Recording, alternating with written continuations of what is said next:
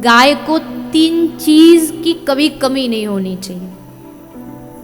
गौ माता को 3 चीज की कभी भी कमी नहीं होनी चाहिए। सुन ले ध्यान से, ये हर व्यक्ति का दायित्व है। और 3 चीज कौन सी हैं? आश्रय,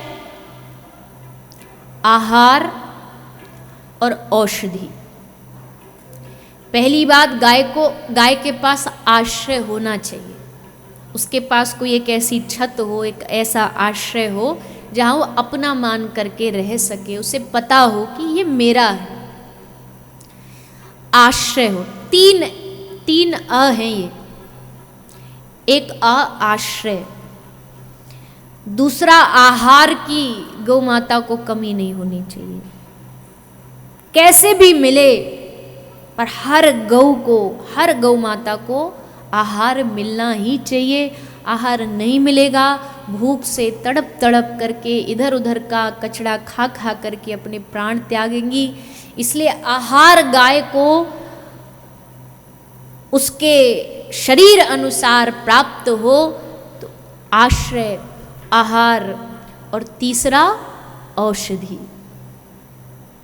औषधि यानी इलाज। कोई भी गाय हो उसको प्रॉपर उसका इलाज, उसको औषधि, उसको दवाई प्राप्त हो। वैसे तो मैं ये बात हमेशा ही कहती हूँ, मैंने बार बार कहा है, हम हर जीव के प्रति समभाव रखते हैं और जीव भी, उन सब को भी ये तीनों चीज़ें प्राप्त होनी चाहिए। पर गाय माता है इसलिए थोड़ा सा गौ माता से और ज़्यादा लगाव है, और ज़्यादा एक नाता बन जाता है। लेकिन ये 3 वस्तुएं तो हर हाल में, भारत जैसे देश में तो इन तीनों चीज़ों की कमी होनी ही नहीं चाहिए। बहुत सारे लोग हैं जो लगे हुए हैं इन तीनों को, गौ माताओं को प्रदान करने में। बहुत सारी संस्थाएं हैं, बहुत सारी गौशाला हैं, बहुत सारी गौ रक्षा करने वाली, आजकल युवा भी बहुत आगे आए हैं गौ माता की। से पहले तो चर्चा ही नहीं होती थी गौ माता की। बीच में एक समय आया तो गाय की चर्चा ही करना हम भूल गए थे। पर अब धीरे धीरे भगवत कृपा से जागृति आ तो रही है। युवाओं को भी जागना होगा। युवा जागेंगे तो मैं कहूँ कि कैसे ऐसे हो सकता है कि युवा जो ठान ले, आज के जो युवा ठान लेते हैं उसको हर हाल में प्राप्त करके रहते हैं। तो इन 3 चीज़ों का हमें ध्यान रखना है।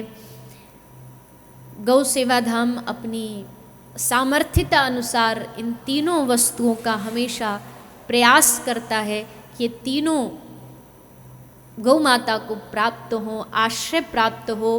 कभी ऐसा दिन ना आए कि हमें गौ माता यहाँ दरवाजे पर आए और हमें कहना पड़े कि नहीं, हमारे पास अभी स्थान अभाव है, लोगों का अभाव है, चारे का अभाव है। ये वाणी, ये शब्द कभी मुख से न निकले। ऐसा आश्रय गाय को प्राप्त हो, आहार समय समय पर प्राप्त होता रहे। कोई भी उत्सव हो वहाँ गौ माता को आहार मिलना चाहिए, भोजन प्रसादी जिस प्रकार भी आप दे सको वैसा दीजिए। और तीसरा औषधि बहुत आवश्यक है।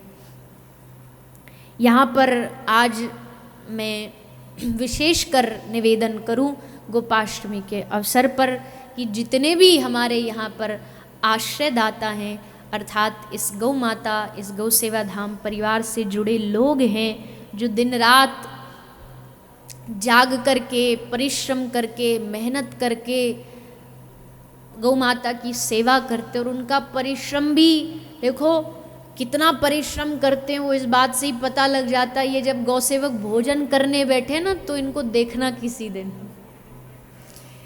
ये जितने भी गौ माता की सेवा करते, ये जब भोजन करने बैठे, ऐसे तो कहते किसी को ऐसे देखना नहीं चाहिए, टोकना नहीं चाहिए, पर देखना कितना कितना रोटियां इनके पेट में विराजमान हो जाती हैं और होंगी भी क्यों नहीं, इतना परिश्रम करते हैं, दिन भर खड़े रहते हैं।